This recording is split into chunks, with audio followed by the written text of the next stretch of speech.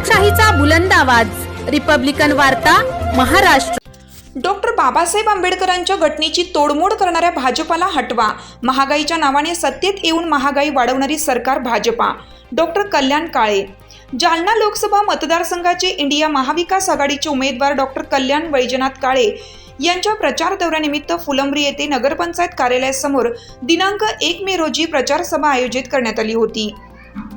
यावेळी जालना लोकसभा मतदारसंघाचे महाविकास आघाडीचे काँग्रेसचे उमेदवार डॉक्टर कल्याण काळे म्हणाले की शरदचंद्र पवार, सोनिया गांधी व उद्धव ठाकरे यांनी इंडिया गठबंधन करून महाविकास आघाडी केली। महाविकास आघाडी करण्याचं कारण असं आहे की मागील 10 वर्षापासून या देशामध्ये कायदा नावाची गोष्ट राहिली नाही। भारतरत्न डॉक्टर बाबासाहेब आंबेडकर यांच्या घटनेची तोडमोड करून मनमानीपणे कायदे करून देश चालवण्याचं काम या भाजपानं केलं। यामुळे देशाची लोकशाही संपवण्याचं कामही हे सरकार करत आहे। केंद्रात बसलेल्या नेत्यांनी महागाईच्या नावावर निवडणूक लढवली व निवडूनही आले, पण महागाई काही कमी झाली नाही। उलट दिवसेंदिवस महागाई वाढत चालली आहे। त्याचे मोजकेच उदाहरण म्हणजे पूर्वी 700 रुपयाला मिळत असलेल्या DAP खताचे पोते आज 1700 रुपयाला मिळत आहे। पूर्वी 400 रुपयाला मिळणारा घरगुती गॅस आता 1200 रुपयाला मिळत आहे। याचप्रमाणे नवतरुणांच्या नोकऱ्यांचा प्रश्न सुद्धा आज घडीला उपस्थित राहिलाय। त्याचं एक उदाहरण म्हणजे सैन्यांमध्ये भरती होणाऱ्या तरुण सैनिकांना फक्त 4 वर्षाचे अग्निवीर म्हणून हे भाजप सरकार नोकरी देतं। 4 वर्षानंतर या सैनिकांना शासनाकडून कोणताच फायदा मिळत नाही। पूर्वी सैनिकांना 20 वर्षाची नोकरी होती, तर माजी सैनिकांना देशसेवा केल्यानंतर शासनाकडून नियमित पेन्शन दिली जात होती। तसेच त्यांना गॅस एजन्सी, पेट्रोल पंप अशा विविध योजना माजी सैनिकांना देण्यात येत होत्या। या सर्व योजना या भाजप सरकारने संपवण्याचं पाप केले। शेतकऱ्यांच्या मालाचा भाव कमी केला, तर आज घडीला होऊ घातलेली लोकसभेची निवडणूक ही देशाला दिशा देणारी निवडणूक आहे। ही निवडणूक जनता विरुद्ध मोदी अशी आहे, म्हणून केंद्रातील सरकार महाविकास आघाडीची आली पाहिजे। तसेच राज्यात सुद्धा जास्तीत जास्त जागा महाविकास आघाडीच्या आल्या पाहिजेत अशी सर्वांची भावना आहे, असंही जालना लोकसभा मतदारसंघाचे इंडिया महाविकास आघाडीचे उमेदवार डॉक्टर कल्याण काळे हे म्हणाले। या प्रचार सभेला विलास बापू अवताडे, अजगर पटेल, राजेंद्र ठोंबरे, अशफाक पटेल, मुद्दसर पटेल, प्रशांत नागरे, जमीर पठाण, समाधान कुडके, मोबिन पाशा, संदीप शेरकर, हमीद चिश्ती, देवीदास ढंगारे, संजय मोरे, मेहमूद पटेल, दिलीप गंगावणे, राजेंद्र पात्रीकर, फयाज खान, नाना पळसकर, फयाज शहा, अक्षय खेडकर, संदीप बोरसे, सोमीनाथ करपे, वरुण पात्रीकर, विश्वास अवताडे, ज्ञानेश्वर मते, सुदाम मते, जालिंदर ढाकणे, एजाज शहा, रजाक भाई, अजित पठाण, मेहताब शहा, सांडू पटेल, सुरेश गंगावणे आदींसह अनेक उपस्थित होते। केलं आणि त्यांना ती तिजोरीची चावी दिली। आपण ग्रामीण काय म्हणतो, तिजोरीची चावी कोणाला दिल्यानंतर चोरी होत नाही। मग आता काय झालं, त्यांचं काय म्हणणं होतं ना, खाऊने खाणे मग कुठे गेलं। आणि दुसरा एक नारा होता त्यांचा, मैं एक फकीर हूँ, झोली लेके आया हूँ और सबके हाथ में झोली लेके जाने वाला हूँ। हे आपण समजून घ्या। एवढंच मला सांगायचं होतं तुम्हाला। येणाऱ्या 13 तारखेला पंजा आणि शनीवर बटन दाबून जास्तीत जास्त मताने निवडून द्या। आणि मला खात्री आहे राजभाऊ गेला, आमचे दुसरे राजभाऊ आहे का कमी आहे का? माझा वैयक्तिक मध्ये राजभाऊ नाही म्हणजे बाजूला गेले।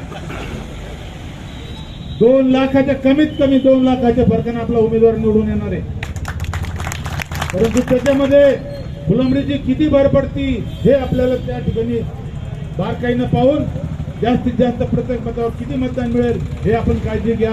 आणि येणाऱ्या 13 तारखेला पंजा आणि शनीवर बटन दाबून जास्तीत जास्त मतांनी डॉक्टर कल्याण काळेंना विजय करा, एवढीच विनंती करतो। विजय समझाना चाहता हूँ कि आप भी बताइए लोगों को कि कांग्रेस ने 70 सालों में ये जो टेलीविजन के ऊपर, ये टीवी के ऊपर रात दिन आके ये एंकर लोग बीजेपी की तारीफ करते हैं, तो ये टेलीविजन, ये टीवी देने वाली जो है वो कांग्रेस सरकार की। ये मोबाइल के अंदर रात दिन जो हम देख रहे हैं, बीजेपी ने ये किया, मोदी ने वो बोला, ये मोबाइल देने वाले कांग्रेस ही है। इसी तरीके से अब हमारे बीच में आके ये कहते हैं कि हम विकास करेंगे। अब ये कौन सा विकास करेंगे? ये 10 सालों में तो इन्होंने विकास नहीं किया। इन्होंने किया तो हमारे बुजुर्गों को, हमारी माओं को, बहनों को लाइनों में लगा दिया नोटबंदी के नाम पे। हमारे ऊपर जीएसटी थोप दिया गया। ये कौन सा विकास है और ये कहाँ जाके विकास करने वाले हैं? मैं काळे साहब आपसे गुजारिश करूंगा, फुलंब्री के अवाम की तरफ से, हमारे शहर अध्यक्ष अबरार भाई आते वक्त बता रहे थे कि अगर काळे साहब चुन के आते हैं तो मुसलमानों के लिए एक आप यहाँ जो है तो शादी खाना बनाओ। ये हमारे मुस्लिम समाज के लिए एक शादी खाना अगर बनेगा तो जो आज रोड पर मंडप लगा कर रहे हैं तो उनके लिए बहुत आसानी हो जाएगी। मैं और ये उम्मीद भी करता हूँ कि काळे साहब सिर्फ शादी खाना ही नहीं और बहुत सारी चीज़ें भी करेंगे, क्योंकि महाविकास आघाड़ी और इंडिया अलायंस का जो नारा है, एकता का नारा है। राहुल गांधी जी ने कन्याकुमारी से लेकर कश्मीर तक पैदल नाप दिया। कौन चल सकता है इधर? नरेंद्र मोदी मीडिया के सामने आके शिवसेनेचे शहर प्रमुख बुचोडे साहेब, सर्व शिवसैनिक आणि जमलेले सर्व फुलमारी त्याची मतदार बंधूंनो, येत्या 13 तारखेला चौथ्या चरणामध्ये आपल्या जालना लोकसभा मतदारसंघाची निवडणूक वाचलेली आहे आणि महाविकास आघाडीचे उमेदवार म्हणून आपल्या या भागाचे माजी आमदार तथा जिल्हा काँग्रेस समितीचे अध्यक्ष आदरणीय डॉक्टर काळे साहेब यांना उमेदवारी विधानसभा मतदारसंघापुरतं मर्यादित एकदम बरोबर तसंच होतं. पण यावेळेला आणखीन काय झालं, लोकसभेच्या 6 मतदारसंघामध्ये या पद्धतीचं वातावरण आहे. मी भोकरदनला गेलो तिथं तसंच आहे, पैठणला गेलो तसंच आहे, जालन्याला जा का बदनापूरला जा. आणि म्हणून मला आपल्याला या ठिकाणी एक गोष्ट सांगितली पाहिजे की या लोकसभेमध्ये मोठ्या प्रमाणात येणाऱ्या 2024ची निवडणूक ही वेगळे निकाल देऊन जाणारी आहे. कारण आदरणीय शरदचंद्रजी पवार, आदरणीय सोनिया गांधी, आदरणीय उद्धव साहेब यांनी या वेळेला इंडिया गठबंधन केलं, महाविकास आघाडी केली. ती महाविकास आघाडी करण्याचं कारण असं होतं की गेल्या 10 वर्षापासून या देशामध्ये कायदा नावाची गोष्ट राहिली नाही. भारतरत्न परमपूज्य डॉक्टर बाबासाहेब आंबेडकर यांनी जी घटना आपल्याला लिहून दिली, त्या घटनेला तोडमोड करून बेकायदेशीररित्या हम करे सो कायदा या पद्धतीने देश चालवायला सुरुवात केली. आणि मग या सगळ्या पक्षाच्या नेत्याच्या मंडळीच्या लक्षात आलं की कोणी का राज्य करत नाही, किंवा लोकशाही तर जिवंत राहिली पाहिजे. आणि म्हणून हे इंडिया गठबंधन बांधण्याचं काम या देशातल्या नेतृत्वाने केलं. आणि आज महाविकास आघाडी तथा इंडिया गठबंधनचा उमेदवार म्हणून मी आपल्या समोर उभा आहे, हे मला आज या फुलंब्रीमध्ये सांगायला खऱ्या अर्थाने मी आपल्या समोर आलोय. मित्रो, या ठिकाणी हे गठबंधन, हा कायदा, बाबासाहेबांनी दिलेली घटना, खरंच मी म्हणतो ती तोडमोड केली का? मी एकच उदाहरण देऊन आपल्याला सांगेल. या इथं शिवसेनेची मंडळी बसली, त्या शिवसेनेची तोडमोड केली, आमदार पळून गेले. राष्ट्रवादीची तोडमोड केली, आमदार पळून गेले. काय शिक्षा आहे? आमदार जर पक्षातून निघून गेला तर, आमदार जर पक्षातून गेला तर शिक्षा आहे की त्याचा अपात्रतेची कारवाई त्याच्यावर होते, तो डिस्क्वालिफाय होतो, 6 वर्ष त्याला निवडणूक लढवता येत नाही. मग या आमदाराला शिक्षा झाली का? याला म्हणायचं बाबासाहेबांनी लिहून दिलेली घटना, त्याची तोडमोड करायला सुरुवात केली. असे बेकायदेशीर अनेक कामं मला तुम्हाला सांगता येतील. आणि ते कामं मोठ्या प्रमाणात आपल्याला मी सांगू शकतो. या जिल्ह्यातले, या तालुक्यातले, आपल्या शहरातले सुद्धा हम करे सो कायदा, मी म्हणेल ती पूर्व दिशा, हे करण्याचं काम गेल्या अनेक वर्षापासून, गेल्या 10 वर्षापासून या देशामध्ये सुरू आहे. आणि म्हणून मला आपल्याला या ठिकाणी मुद्दाम सांगितलं पाहिजे, ही महाविकास आघाडी झाली आणि आता आपण उमेदवारीत उतरलो. आता सध्याची परिस्थिती अशी आहे केंद्रातली, केंद्राच्या नेते मंडळीने गेल्या 10 वर्षामध्ये आपल्या लक्षात आलं असेल, महागाईच्या नावाखाली निवडणूक लढले, महागाईच्या नावाखाली निवडणूक जिंकले. आणि आपल्याला असं वाटलं त्यावेळेला की आपलं काम 100% जमतं, परंतु आता याच्यानंतर सगळं स्वस्त होणार आहे. मग झालं का स्वस्त? नाही आणखीन काय झालं, आणखीन महागाई वाढवली.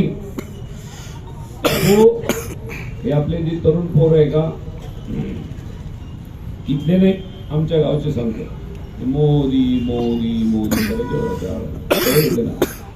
आपल्या गावचे नाही, आमच्या गावचे सांगतो, इथले नाही. ते मुलं आता पेट्रोल भरायला बापू पंपावर जातात आणि त्या पंपावर असा मोठा बोर्ड लावलेला असतो, काय त्या बोर्डवर लिहिलेलं, महिलाओं का सम्मान आहे ना लिहिलेलं.